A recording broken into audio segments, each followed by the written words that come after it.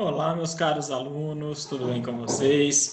Na aula de hoje nós vamos falar um pouquinho sobre a formação, dos Estados modernos, mais especificamente de Portugal e Espanha, e nós vamos falar também de alguns teóricos, do absolutismo, que são defensores, alguns pensadores, daquela época, que defendiam a concentração de poderes, nas mãos dos reis. Tá? Na questão da formação, da Inglaterra e da França, desses dois reinos, que está muito ligada aí à Guerra dos 100 Anos, eu vou fazer uma pesquisa com vocês, vou pedir para vocês fazerem uma pesquisa, então vocês vão aprofundar o seu conhecimento, o conhecimento de vocês, com base aí nessa pesquisa que vocês vão fazer. Então, por enquanto, nós vamos ficar somente aí com Portugal e Espanha. Bom, o Reino de Portugal e Espanha, eu já tinha comentado um pouquinho antes, quando a gente falou das monarquias nacionais, a sua origem, as suas origens, está ligadas aí às guerras de reconquista, tá? Por que tem esse nome de guerras de reconquista? Porque eles vão travar batalhas contra os muçulmanos, que estavam ocupando ali a Península Ibérica, reconquistando aqueles territórios, porque os muçulmanos desde o século VIII, estavam ocupando ali a Península Ibérica, grande parte dela ali, com a expansão do islamismo que a gente já viu aí nessa matéria. Tá? Então, se tem um ponto em comum entre as origens desses dois estados modernos, entre a formação de Portugal e Espanha, o ponto em comum está nas guerras de reconquista. Aí nós temos, então, Portugal, as origens aí, da formação do Reino de Portugal está, no século XI, quando o rei Afonso VI, rei de Leão e de Castela, vai conceder o condado portucalense ao nobre Henrique de Borgonha por suas vitórias aí contra os muçulmanos. Além de ceder esse território, esse condado, ele também cede a mão da sua filha ao Henrique de Borgonha. Então, eles dão início à dinastia dos Borgonha. Tá? Reparem que aqui, olha, ainda estamos falando de um condado, que é um território dentro de um reino. Tá? Então, nós não estamos falando ainda do reino de Portugal independente.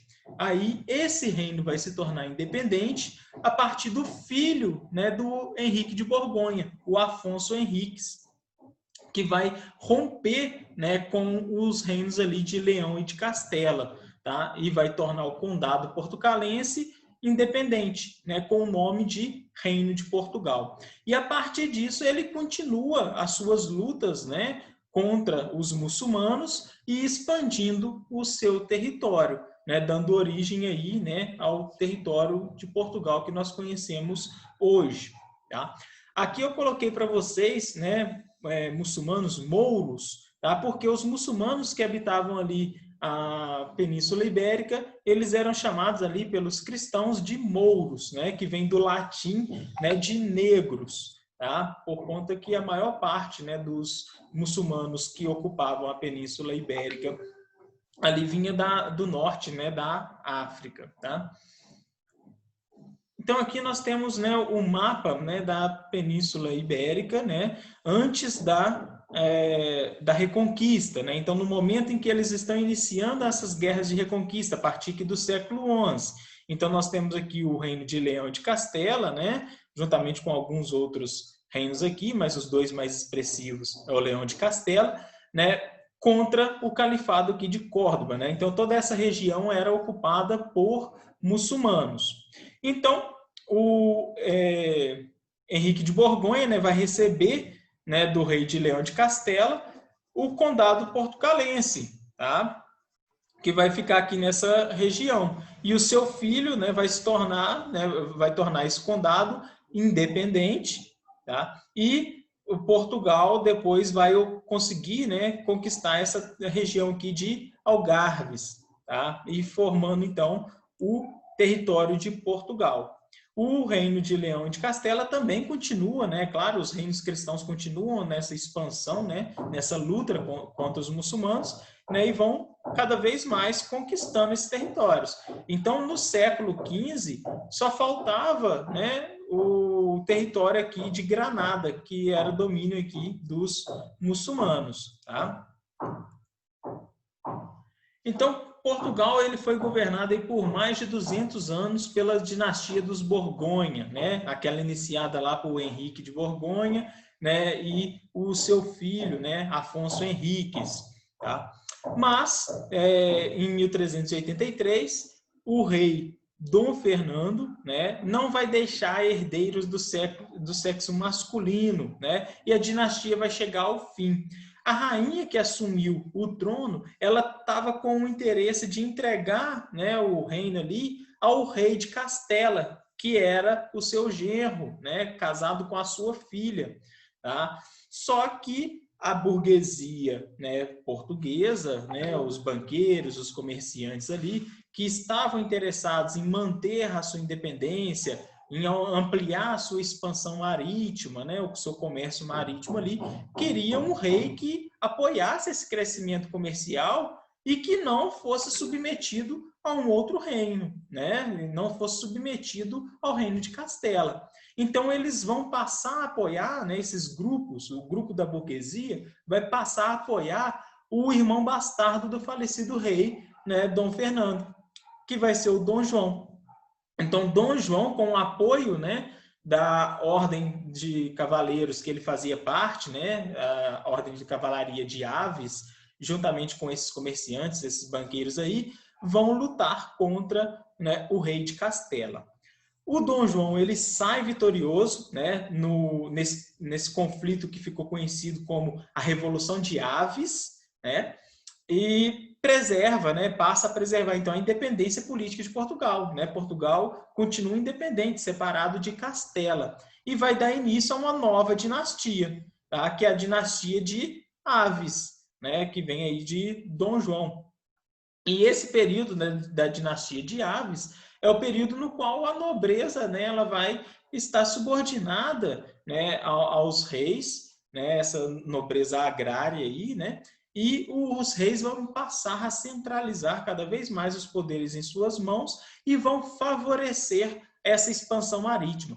Aí, na hora que a gente for estudar o próximo capítulo das expansões, né, marítimas, das grandes navegações, a gente vai entender por que Portugal é o primeiro, né, a se lançar nessas grandes navegações, exatamente por conta, né, desse apoio que o rei tinha, né, da burguesia, né, desses comerciantes aí marítimos, né, e de vice e versa também no interesse, né, do rei também apoiar esses comerciantes, tá?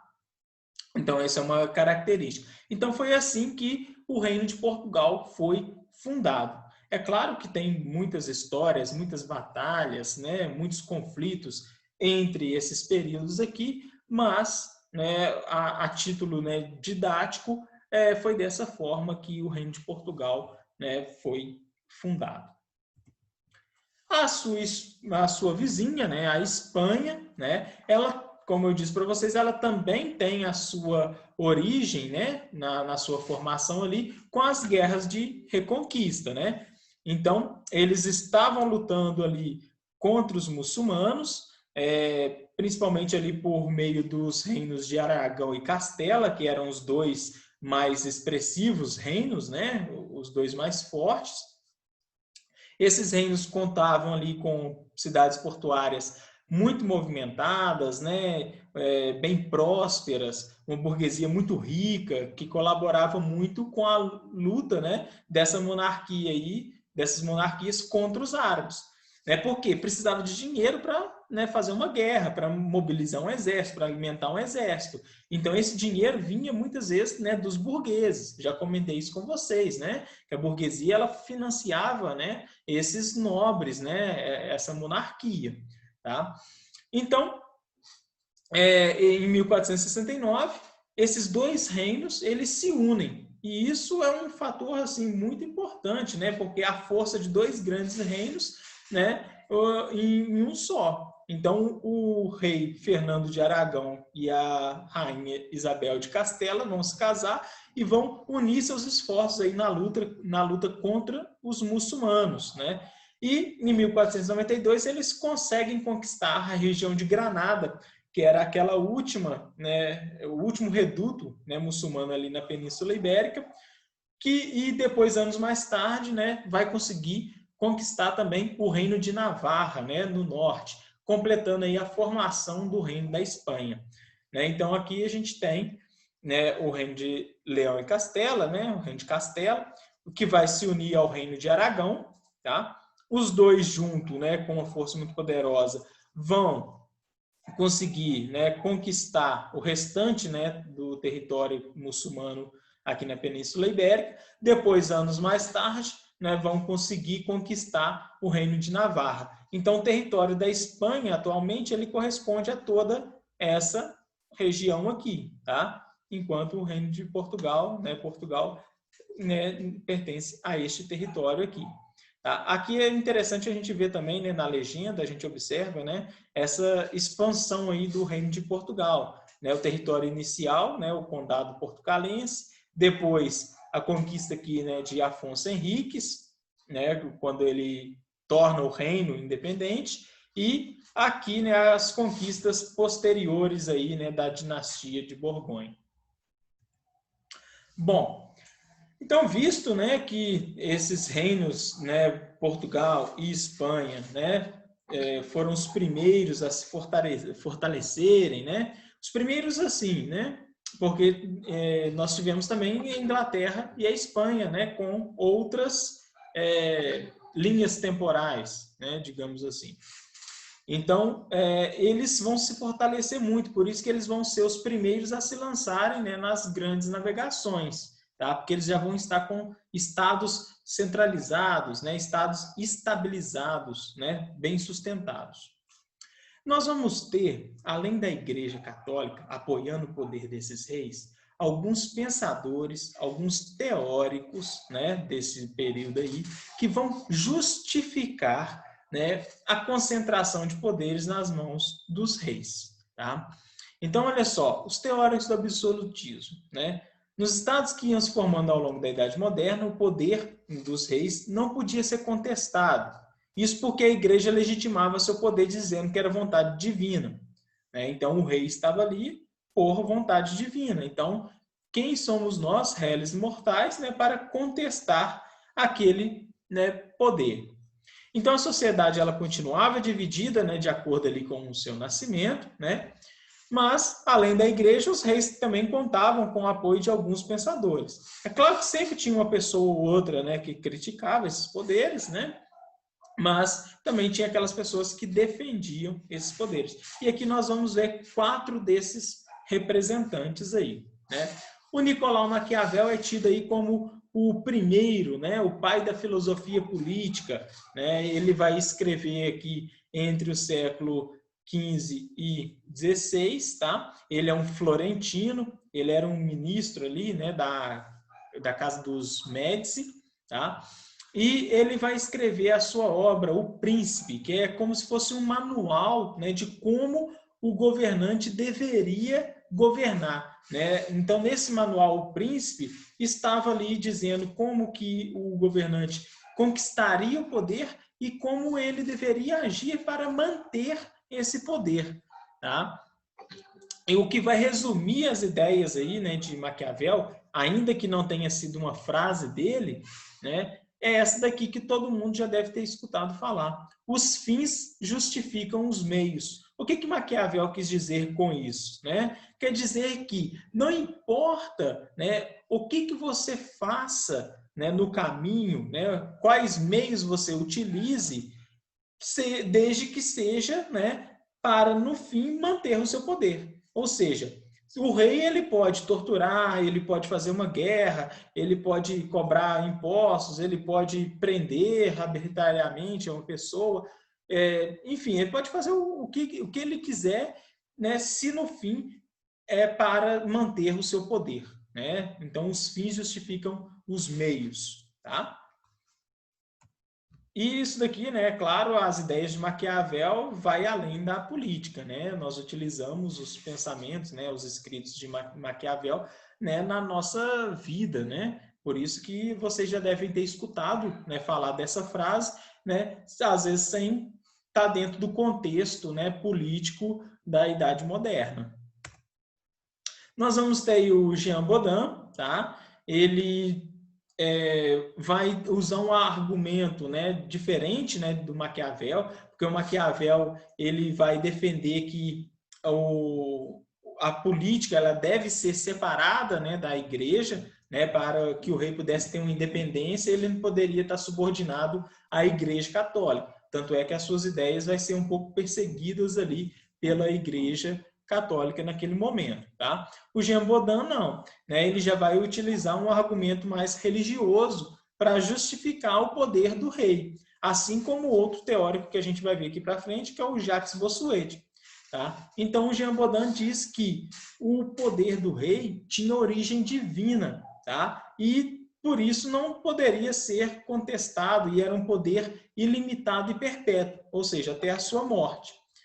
As únicas limitações, né, do rei seriam as leis divinas, né, e as leis naturais. As leis divinas seriam aquelas, né, que a igreja prega, né, ou seja, a subordinação ali a Deus, né? O rei ele não poderia se considerar um Deus, né, na terra, ele não poderia estar acima, né, de Deus, mas ele era tinha origem divina, né? Ele foi escolhido por Deus. E as leis naturais, ou seja, a morte, a doença. Então, isso os reis eles estariam, né, subordinados, é claro, tá? Então seriam as únicas limitações, né, dos reis. Não é porque ele era rei que ele não iria morrer. O Thomas Hobbes, né? O Thomas Hobbes ele foi um inglês, né? Foi um filósofo, né? Jurista, e ele escreveu a sua obra O Leviatã, né? A principal obra dele, tá? No qual ele vai justificar a necessidade de um governo forte, centralizado, né? Para manter a ordem na sociedade, porque ele vai dizer que o homem no seu estado de natureza, né, ele vive em constante conflito, né, em constante guerra, né, em busca de recursos. Então, precisaria de um poder, né, para promover uma paz entre esses homens, né, para manter uma ordem e assim esses homens poderem integrar a sociedade. Então, Thomas Hobbes ele é tido como um contratualista, né? A ideia de um contrato entre os indivíduos que vão entregar parte da sua liberdade ao monarca, né? E o monarca, em troca disso, ele vai manter a ordem, né? Vai preservar, né, a ordem dentro da sociedade. Por isso que a frase que resume as suas ideias é: o homem é o lobo do homem, né? Porque no seu estado de natureza, né, é o próprio homem que vai provocar ali, né, a morte do outro homem, né, as guerras que vão acometer, né? Então, o homem ele é destrutivo, né, por si só. Imaginem, né, se nós vivêssemos numa sociedade sem nenhuma lei, né? Com quantos conflitos não iriam existir além dos que já existem? Então, por isso que o poder do rei ele deveria ser forte, né, e incontestável, porque a partir do momento que nós entregamos parte dessa nossa liberdade para o monarca, ele tem o direito de fazer, né, o que melhor for para manter a ordem ali. E o Jacques Bossuet, né, um último aí dos que nós vamos ver, né, ele também tem esse discurso de origem divina, né, do poder dos reis, né, que os reis tinham essa origem divina, tinham sido escolhidos ali diretamente por Deus, mostrando esse apoio da Igreja Católica, né, a esses monarcas, e que desobedecer, né, esse rei seria um pecado mortal, né, porque nós estamos desobedecendo uma ordem de Deus, né, um desejo de Deus, digamos assim.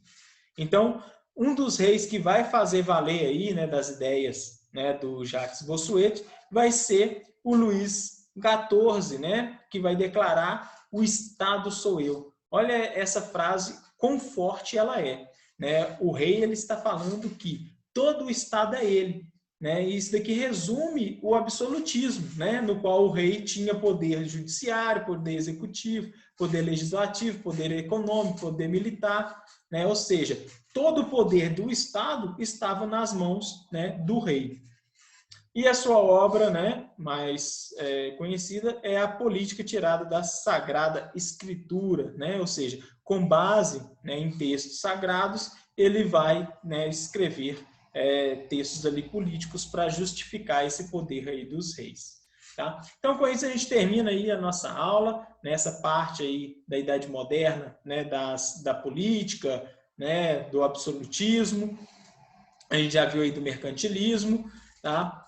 Nas próximas aulas nós vamos fazer algumas atividades, alguns trabalhos e depois nós vamos falar das grandes navegações para encerrar esse período aí, né, da Idade Moderna aí na Europa. Tá? Então, desejo a vocês bons estudos, espero que tenham gostado aí da aula. Se ficou alguma dúvida, se eu falei correndo, embolei alguma coisa aí, me manda uma mensagem aí para a gente esclarecer, tá bom? Então, um grande abraço aí e até a próxima.